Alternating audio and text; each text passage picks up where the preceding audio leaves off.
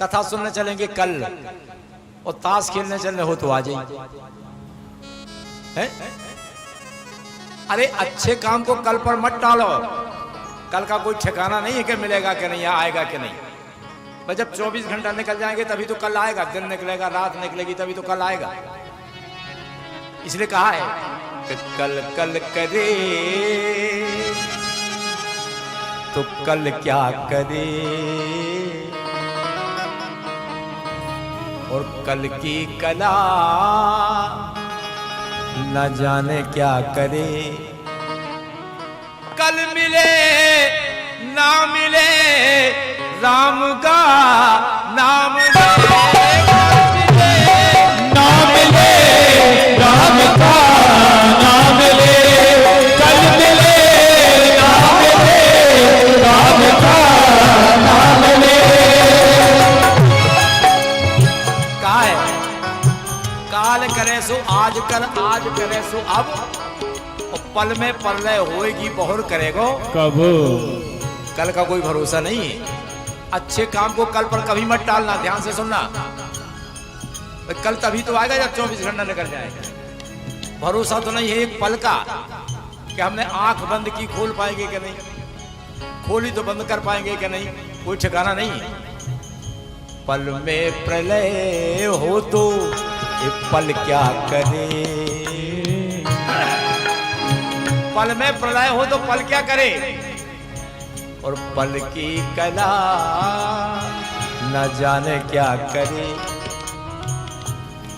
पल मिले पल मिले ए पल मिले ना मिले राम का नाम ले, कल मिले ना मिले राम का नाम ले, कल मिले ना मिले राम का नाम ले।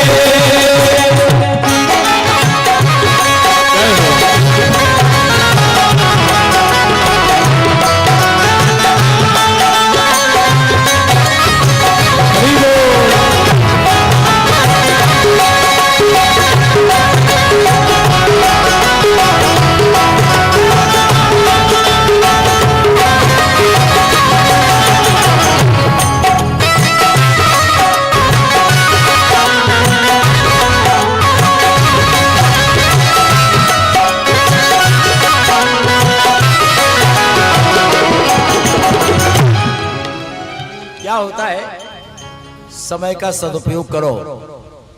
हाँ, समय का सदुपयोग करना ही जीवन सार्थक है। आपने कई लोगों को सुना होगा, कई लोगों को सुना होगा कि ऐसे अच्छे ब्याह करके रात के 9 बजे तो पता ही, ऐसी अच्छी बिहारी करके 9 बजे तो हमारे सामने तो कमरा में गए पर भी, फिर क्या होगा, गोविंदा नमोनमा हो गई, क्या होगा, हार्ट फेल हो गया। कमरे में गए, लेट गए, सोचत रहे अब ऐसा करना है, वैसा करना है, फ्लैट लेना है, नपवाना है, गाड़ी लेना है, घोड़ा लेना है, और सोचते ही सोचते हार्ट फेल हो गया। सोचना विचारना सब फेल हो गया। क्यों? ना ही कश्चित क्षणमपि जातु तिष्ठत् कर्म कृत कार्याते हि अवसान कर्मे गुणे स्वभाव के बना। बंधुओं, ये मनुष्य की सबसे बड़ी भ्रांति है कि वो चिंता ज्यादा करता है और चिंतन करता नहीं। क्योंकि चिंता होती है संसार की और चिंतन होता है भगवान का। आप संसार में ज्यादा रहेंगे तो चिंता ज्यादा बढ़ेगी, और परमात्मा के सानिध्य में रहेंगे तो चिंतन ज्यादा बढ़ेगा। चिंतन ही मुक्ति का प्रदान करने वाला है। आज सूत जी महाराज कहते हैं कि हे शौनकादिक ऋषियों, भागवत की कथा सुनने का अधिकार तो कभी कभी देवताओं को नहीं। हाँ, एक बार देवताओं को जब पता चला कि सुखदेव जी महाराज राजा परीक्षित को भागवत की अमृत पिला रहे, तो देवता लोग स्वर्ग से अमृत कलश लेकर आए और सुखदेव जी से बोले महाराज इसकी अदला बदली कर लो, भाई परीक्षित को मृत्यु का तो डर है, इसलिए परीक्षित को अमृत पिला दो और उसके बदले में कथा हमें सुना। लेकिन सुखदेव जी ने देवताओं को अभक्त समझा। अरे देवता, तुम स्वर्ग में रहने वाले जरूर हो, लेकिन तुम अपना काम करने में बड़े चतुर, बड़े स्वार्थी हो। तुम अपना स्वार्थ सिद्ध करने में बड़े माहिर हो। देवता हो जरूर, लेकिन स्वार्थ सिद्ध कैसे करते हैं? दधीच की हड्डी हमें मिल जाए, दधीच चाहे मर जाए, ये देवताओं का कर्म है। देवता हैं लेकिन अपना स्वार्थ सिद्ध करने में बड़ी माहिर। अरे तुम कहां श्रीमद् भागवत, तो कहां तुम इस अमृत की तुलना कर रहे हो? तुम्हें पता है कि अमृत पीने वाले लोग मरते हैं, जिन्हें वरदान मिल गया वो भी मरे, लेकिन जिसने श्रीमद् भागवत कथामृत का पान कर लिया उसकी तो आवागमन के कुचक्र से छुट्टी ही हो जाती है, आना जाना बंद ही हो जाता है, उसकी तो मुक्ति हो जाती है।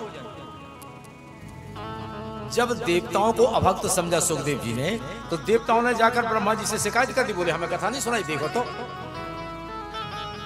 उस समय ब्रह्मा जी ने श्रीमद् भागवत को तोलना शुरू किया। तराजू उठाई, तराजू के एक पलड़े पर भागवत को रखा, एक पलड़े पर संसार के समस्त साधन रखे। लेकिन भागवत का पलवा नीचे है, पर जिसमें वजन होगा वही तो नीचे होगा, और संसार के समस्त साधनों का पलवा ऊपर उठा हुआ है। तभी ब्रह्मा जी ने समझा दिया देवताओं को, हे देवताओं, श्रीमद् भागवत कोई पोथी नहीं है, श्रीमद् भागवत कोई लेक्चर नहीं है, श्रीमद् भागवत कोई भाषण नहीं है। पर श्रीमद् भागवत है क्या?